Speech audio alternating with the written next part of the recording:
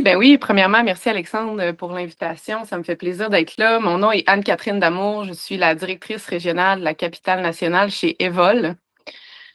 Donc, un petit sommaire là, de la rencontre d'aujourd'hui. Je vais juste regarder si ma page elle défile. OK. Un petit sommaire de la rencontre d'aujourd'hui. Donc, on va regarder ensemble c'est quoi Evol. Ça va être plutôt rapide, là, ça va être un survol. Ensuite de ça, là, je vous amène vraiment sur le financement et l'accompagnement des entreprises en tourisme durable. Je vais faire ça par 6 astuces. Donc, je vais essayer de faire des liens là, vraiment avec le tourisme durable, mais c'est sûr qu'il y a certaines astuces qui s'appliquent à toutes les entreprises. Pourquoi je passe financement et accompagnement? Parce que là, j'ai vu, il y a une personne qui est actuellement en entreprise, mais les autres, je pense que c'est tous à venir. Donc, c'est sûr que ça va être, il y a beaucoup d'astuces qui vont parler vraiment de comment faire une demande d'aide financière. Fait que je pars vraiment du début. Si vous avez des questions, là, comme le dit Alexandre, on peut les garder pour la fin. Ensuite de ça, on va passer sur les objectifs de développement durable, donc comment s'en inspirer. Puis je vais vous expliquer un petit peu aussi pourquoi je prends un point au complet sur les objectifs de développement durable. Et à la fin, on aura une période là, d'échange et de questions. Alors, pour commencer, Evol, qu'est-ce qu'on fait? On finance et on accompagne des entreprises qui veulent avoir un impact positif sur la société ou sur l'environnement. Donc, c'est vraiment notre core business, c'est du financement accompagné.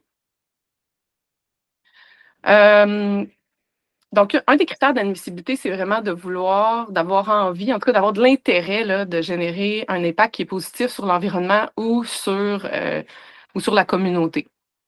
Mais en plus de ça, il faut que 25 des parts et des votes de l'entreprise soient détenus par quelqu'un d'une communauté sous-représentée en entrepreneuriat, donc qui est moins présent dans le paysage entrepreneurial. Puis on parle alors des femmes, des personnes racisées, des personnes immigrantes, les membres des Premières Nations inuites, les personnes de la communauté LGBTQ2S+, et les personnes en situation de handicap. Donc ça, c'est vraiment pour le côté admissibilité des vols.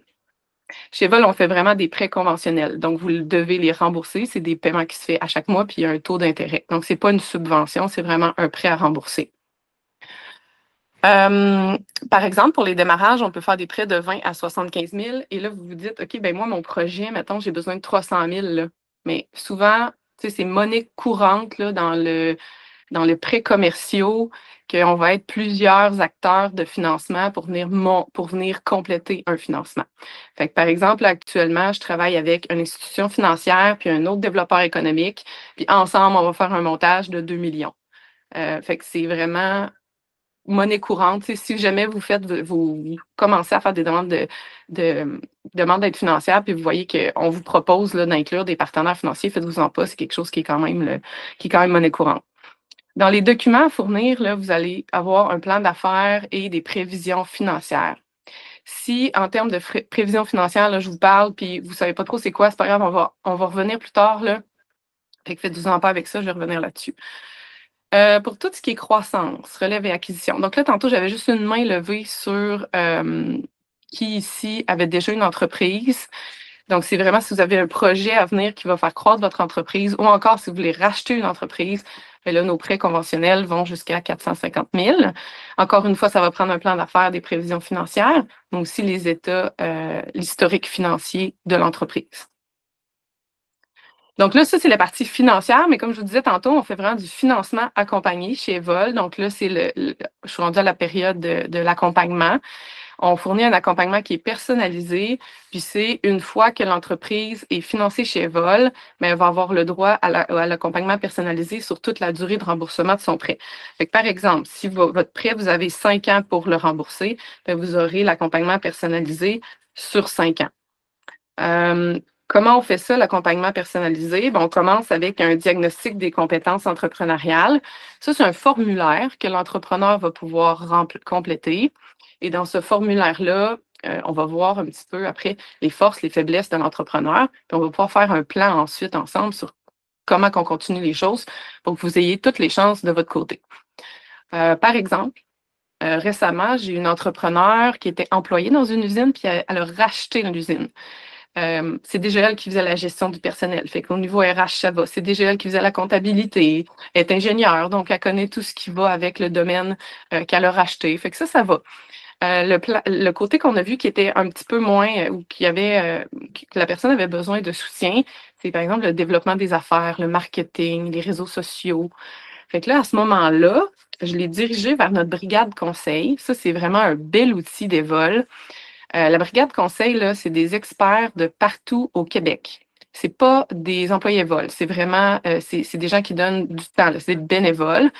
Il y a des fiscalistes, mon Dieu, des comptables, des avocats, des personnes, des experts en ressources humaines, en développement des affaires. Il y a vraiment de tout. Donc là, je l'ai dirigé vers notre brigade conseil, puis elle est allée voir quelqu'un pour ses réseaux sociaux, quelqu'un pour son marketing, son développement des affaires. Fait que ça, c'est vraiment un outil qui est super apprécié. C'est gratuit. Même pour les gens qui ne sont pas financés par Evol, vous avez une banque d'heures de 3 heures par année. Fait que c'est 3 experts que vous pouvez rencontrer. Les gens qui sont financés chez Evol, c'est une banque de 5 heures par année qui se renouvelle à chaque année, là. Donc, vous pouvez voir 5 experts, 1 heure chaque par année. Fait que ça, c'est vraiment la brigade conseil. Si vous voulez avoir accès à la brigade conseil, vous pouvez aller sur notre site internet evol.ca, puis c'est bien indiqué là, la façon de faire votre demande. Là, je vais juste revenir un petit peu en arrière. OK. On a aussi, dans l'accompagnement qui est personnalisé, des visites et des suivis en entreprise. Fait que pour un peu mieux comprendre votre réalité, mieux pouvoir vous outiller par la suite. On a la transmission d'état financier trimestriel. Ça a l'air gros, mais il y a des analystes financiers chez Vol qui peuvent regarder ça, puis ensuite, on peut vous aider à mieux naviguer là, dans votre prise de décision suite à la réception de vos états financiers. On a aussi des cellules de co-développement, donc pour briser l'isolement, partager des expériences, nous aider dans nos prises de décision, sont appréciés généralement. Fait que si vous voulez aller voir sur notre site web. Toujours sur le site web de evol.ca, vous avez des capsules sur la gestion financière, le développement durable. Vous avez la vitrine de la brigade conseil que je viens de vous parler. Mais vous avez également Progea et Prévisio. Ça, c'est gratuit.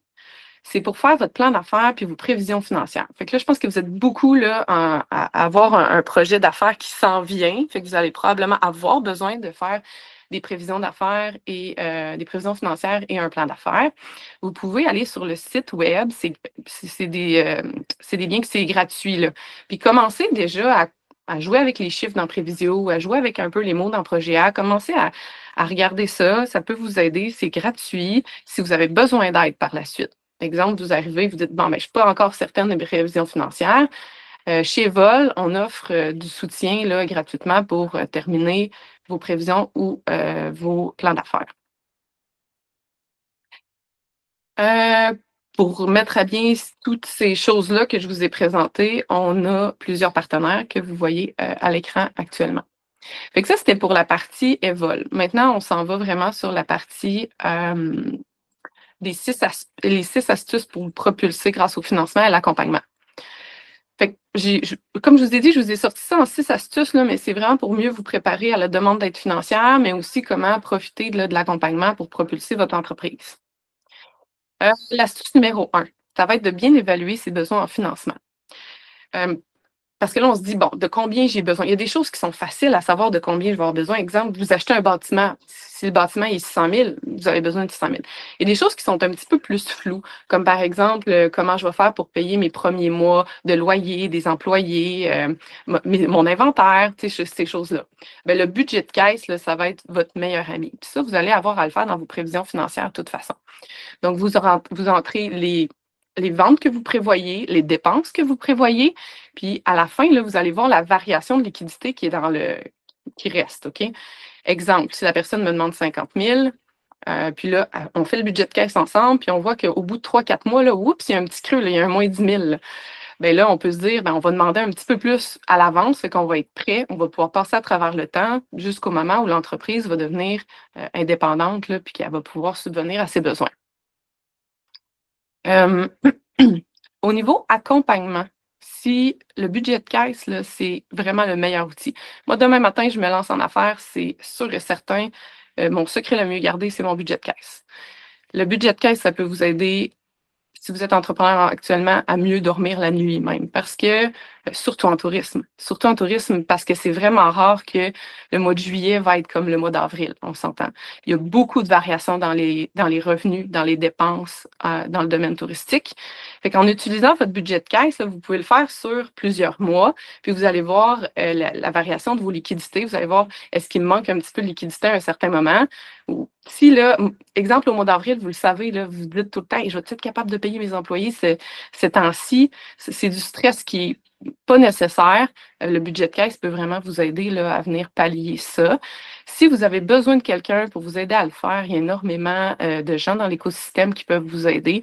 Fait qu'hésitez pas à lever la main, allez voir autour de vous. Là, c'est certain que vous allez pouvoir avoir quelqu'un qui peut vous aider à compléter là, votre budget de caisse. Astuce numéro 2, faire sa demande au bon moment. Je sais qu'il y a certaines personnes qui se disent, ben, je vais le partir tout seul, mon projet, ça va bien aller. Là, l'argent s'écoule dans le compte de banque personnel, l'argent s'écoule dans le compte de banque de l'entreprise. Puis là, on vient ici, puis là, on se dit, hey, je vais faire une demande. Il est rendu trop tard, les prêteurs ne veulent plus. Fait que faire sa demande au bon moment, c'est vraiment une très bonne astuce. Il n'est jamais trop tôt pour faire une demande d'aide financière. Par contre, il est souvent trop tard. Fait que même si vous arrivez, là, vous dites, hey, c'est dans un an, c'est pas grave. Vous pouvez déjà aller voir un organisme de développement économique. Ça peut être, tu sais, il y a les MRC qui en fait, il y a les SADC-CAE, il y a Evol. Tu sais, n'hésitez pas, cognez à notre porte. De toute façon, on ne fermera jamais la porte. Là, tu sais, on va vous aider avec ça. Puis en plus, là, si vous ne savez pas c'est quoi l'effet de levier, notez-vous-le. Allez lire sur l'effet de levier. Un financement, c'est censé vous propulser, c'est censé être utilisé comme effet de levier. Si vous attendez à la dernière minute, bien là, c'est plus l'effet de levier, là, c'est du remboursement de dette. Fait que ça, c'est une astuce très importante de faire sa demande au bon moment. Au niveau accompagnement, ben, vous pouvez aussi, vous pouvez vraiment aller voir, il y a beaucoup de monde là, qui font de l'accompagnement pour vous aider à savoir quand faire votre demande. Encore une fois, le budget de caisse. Hein? On retourne à l'astuce 1. Vous avez des projets de croissance, ajoutez-le dans votre budget de caisse, vous allez savoir quand faire à peu près votre demande d'aide financière. Puis vous pouvez aussi aller voir quelqu'un qui fait de l'accompagnement entrepreneurial, il va vous aider aussi à trouver le bon moment pour le faire. Mais comme je vous dis, il n'est jamais trop tôt. Astuce numéro 3, faire attention à ses finances personnelles. Oui, parce qu'à chaque fois qu'on fait une demande d'aide financière, en tout cas, j'ai jamais encore vu un prêteur qui ne regardait pas les finances personnelles de la personne. Parce que ça nous indique aussi comment vous gérez votre crédit, comment vous gérez votre finance, éventuellement comment vous allez gérer le prêt ou les finances de l'entreprise. Fait que faire attention à ses finances personnelles. Comme je vous disais tantôt, là, attendez pas d'être ici, là, d'avoir rempli toutes vos marges de crédit, toutes vos cartes de crédit. Ça, premièrement, ça a un impact super négatif sur votre cote de crédit personnel. Qu'est-ce qui a un impact aussi sur la cote de crédit personnel? Ce que les prêteurs vont sortir là, pour pouvoir vous faire avant d'accepter un prêt. Des retards. Fait que si vous avez des retards, même là, sur votre téléphone, vous payez Bell en retard ou Coudou, ben, peu importe l'entreprise, ça a un impact négatif sur votre code de crédit aussi. Fait qu'évitez de remplir toutes vos cartes de crédit, vos marges de crédit, puis d'avoir des retards sur vos paiements. Si jamais ça vous arrive, sachez qu'il y a de l'accompagnement aussi pour vous aider à relever votre carte de crédit ou vous relever un petit peu vos finances personnelles avant de faire une demande de prêt au niveau commercial. Mon astuce numéro 4, c'est présenter une bonne qualité d'information. Fait que premièrement, vous arrivez chez un prêteur, c'est sûr que d'avoir une bonne qualité d'information, c'est important. On va plus, parce que en fait, c'est une relation de confiance qu'on bâtit. Quand vous arrivez chez un prêteur, vous dites, ben, j'ai besoin de sous pour lancer mon entreprise ou pour un projet de croissance, peu importe. Ben, c'est un peu comme lui dire, veux-tu être mon partenaire d'affaires? C'est ce qu'on devient. On devient des partenaires d'affaires. Fait que c'est vraiment important. Là, je vous ai parlé avant de plein d'astuces, puis il y a plein d'erreurs qui viennent avec ça que je vous ai parlé. J'ai jamais vu encore une demande d'aide financière parfaite. Ça se peut pas. Parce qu'une entreprise, c'est mené par des humains, fait que c'est sûr que ça sera pas à 100% parfait, votre demande d'aide financière. Par contre, d'arriver puis de dire, hey, voici ce qui m'arrive, voici, je te présente une demande d'aide financière, voici mon dossier, puis voici aussi ma cote de crédit ici. Bon, prenez le temps vraiment de bâtir une relation de confiance, de dire les vraies choses, puis d'arriver aussi avec je vous l'ai dit, il y en a de l'accompagnement là, pour des prévisions financières, des plans d'affaires, puis tout ça. Fait que d'arriver avec une bonne qualité d'information, sans cacher rien, mais ça veut dire à l'autre, on bâtit une relation de confiance, on fait ça ensemble, on est des partenaires d'affaires. Ça, c'est vraiment une astuce importante, d'autant plus là, que la personne avec qui vous allez parler, là, elle peut vous aider aussi dans le futur. Exemple, là, j'en ai une entreprise là, qui m'appelle et elle me dit, là, j'utilise le budget de caisse. Parce qu'elle utilise le budget de caisse, très important. Puis elle me dit, au mois de décembre, ça ne va pas. Il n'y a plus d'argent dans le compte. Je ne sais pas comment je vais passer mon mois de décembre. Hey, parfait, on va trouver une solution ensemble. Des fois, il n'y en a pas, mais dans ce cas-ci, il y en avait. Regarde, on peut faire des moratoires. Ça veut dire que tu ne payeras pas, au mois de décembre, tu ne payeras pas le montant de ton prêt, là, ton remboursement. Il y a plein de choses qu'on peut faire ensemble. Je peux te référer aussi à beaucoup de monde dans l'écosystème qui peuvent t'aider. Fait de bâtir une relation de confiance comme ça, c'est toujours gagnant. Le taux d'intérêt, c'est pas tout. Effectivement, des fois, j'ai des appels. C'est quoi ton taux d'intérêt? Oui, attends un petit peu. Il y a beaucoup de monde dans l'écosystème qui peut vous accompagner, puis vous financer. Puis on a tous une raison d'être. On a tous un moment où on doit venir dans votre financement ou dans votre vie d'entrepreneur.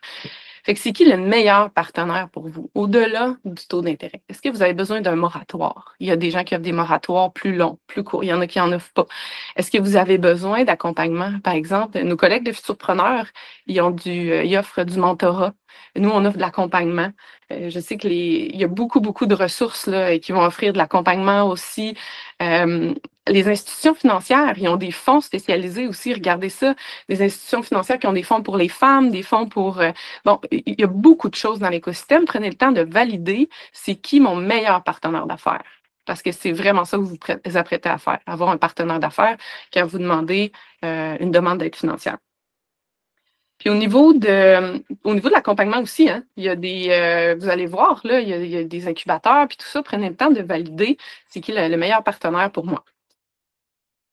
L'astuce numéro 6, finalement, comment utiliser le développement durable efficacement ou comment vous propulser avec le développement durable.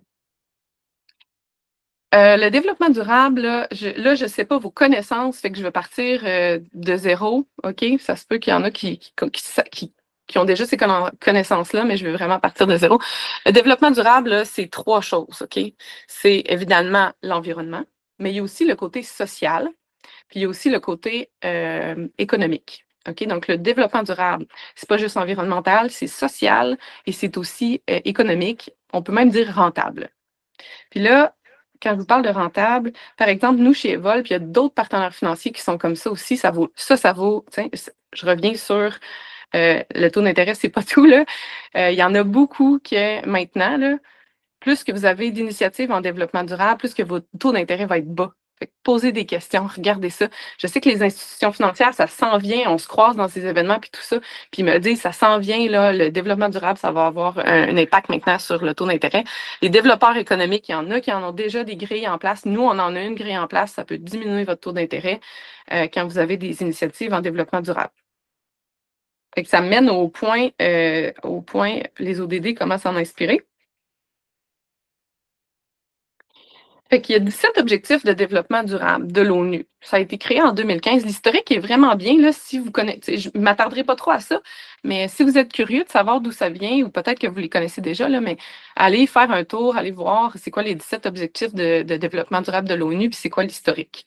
Mais moi, pour le moment, je me suis dit, qu'est-ce qui serait pertinent pour vous, c'est peut-être de savoir, c'est quel genre d'initiative qui peut avoir un impact sur mon taux d'intérêt, ou quel genre d'initiative, des fois, on ne sait pas trop c'est des grands titres, là, les objectifs de développement durable. Comment je peux vraiment concrètement l'appliquer à mon entreprise en tourisme? Fait que je vais donner quelques exemples. Puis si vous voulez, après, là, si dans la période de questions, s'il y en a d'autres qui ont des idées, n'hésitez pas là, à nous les partager. Fait que je vais commencer avec le 12, OK? C'est la consommation et production responsable. Il y a beaucoup de choses là-dedans. Beaucoup de choses, surtout en tourisme. Par exemple, se questionner sur ses fournisseurs. Par exemple, j'ai un client, il faut qu'il change tous les matelas de son hôtel. Alors, il peut se poser beaucoup de questions sur ses fournisseurs, là. Donc, je vais acheter mes matelas. Les matelas, ils sont faits de quoi, premièrement? Ils sont composés de quels matériaux? Est-ce que si je les achète, est-ce qu'il y a des producteurs locaux ou c'est tout à l'externe? Si je vends à l'international, est-ce qu'ils m'échippent par bateau ou par avion? Parce que majoritairement, le bateau est moins polluant. Après ça, je peux me poser des questions comme puis les conditions de travail des travailleurs qui font les matelas. Comment ils sont traités, les travailleurs? Fait que ça peut être vraiment une bonne piste là, pour le numéro 12. Commencer à se questionner sur nos fournisseurs. Il y a aussi si vous voulez faire un pas de plus, c'est possible de faire une politique d'approvisionnement responsable. Fait que si vous avez beaucoup d'employés, là, puis vous voulez que ça soit clair, chez nous, c'est important, on va favoriser les producteurs locaux, on va favoriser les bonnes conditions de travail avant de faire un choix. Vous pouvez mettre sur place une politique d'approvisionnement responsable. Là, vous êtes vraiment une coche en haut. Au niveau aussi de tout ce qui est réduction des déchets, la réutilisation des déchets, ou moins, et même d'en produire moins de déchets. Là, on parle beaucoup d'économie circulaire, là, fait que vous en avez peut-être déjà entendu parler. Mais par exemple, de vendre ses retailles. Par exemple, j'ai des vergers, les mauvaises pommes, ils sont capables de les revendre. Fait qu'ils font des sous. Tu sais, quand je vous disais que c'était économique aussi, ça peut être rentable, le développement durable. Fait qu'ils font des sous sur les pommes qui sont moins bonnes. Ils sont capables de les revendre. Puis en même temps, ben, on limite nos déchets. Aussi, tout ce qui est d'éliminer les produits à usage unique. Par exemple, ben maintenant, là, de plus en plus, on voit ça dans les restaurants. Ils nous demandent est-ce que vous voulez sur place ou pour emporter. Puis quand on demande sur place, ben, ils nous donnent une assiette en plastique qu'ils sont capables de laver. Donc, à la place d'avoir un contenant jetable à usage unique. Et là, je reviens sur le fournisseur de tantôt qui peut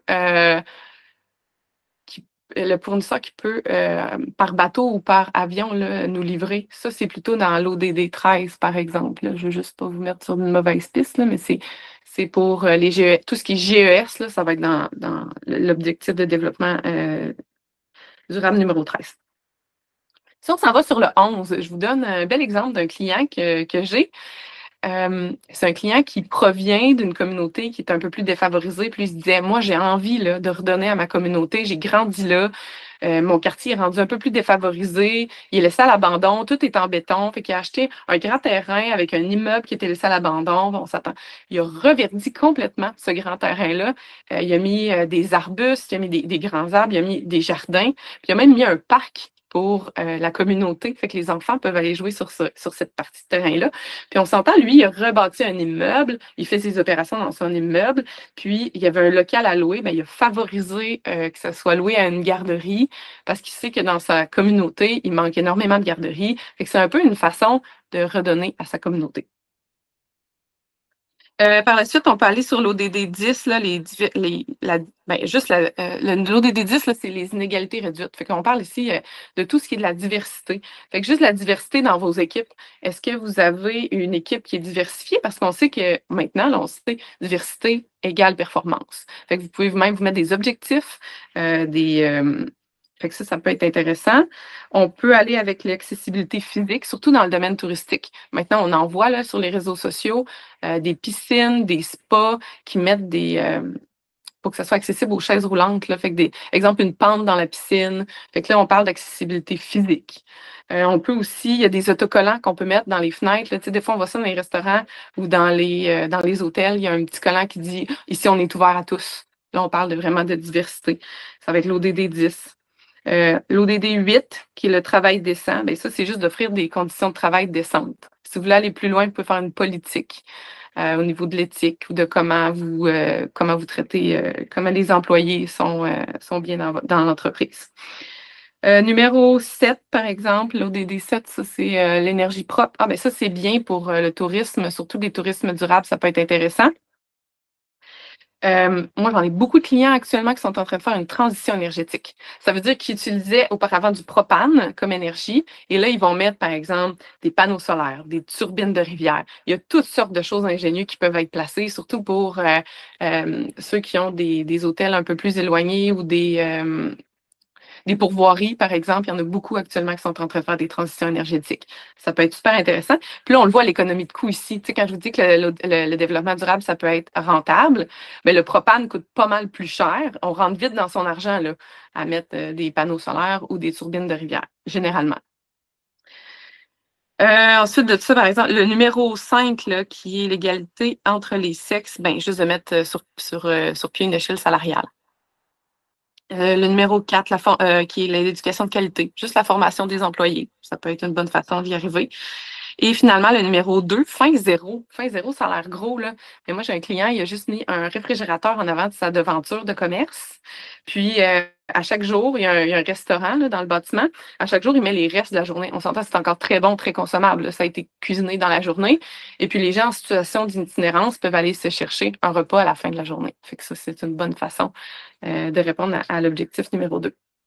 Et puis, finalement, on est rendu, Alexandre, je ne sais pas si tu voulais arrêter quoi que ce soit. Là, on serait rendu à la période d'échange et de questions.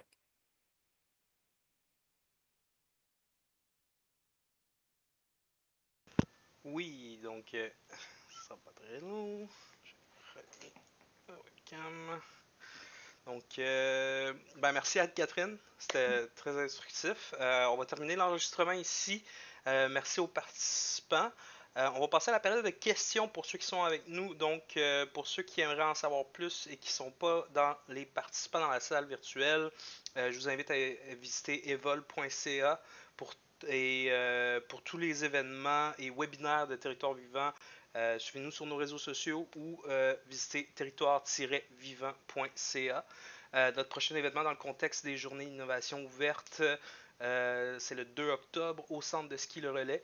On va donner 2 ateliers pour les porteuses et porteurs de projets en tourisme dans la région de Québec et on reçoit également les pitchs inversés ou les projets en tourisme dans la région de Québec euh, en fait partout au Québec viennent présenter leurs enjeux aux startups. Donc, les startups peuvent discuter avec eux pour trouver des solutions à ces enjeux-là et potentiellement créer des maillages avec ces partenaires-là.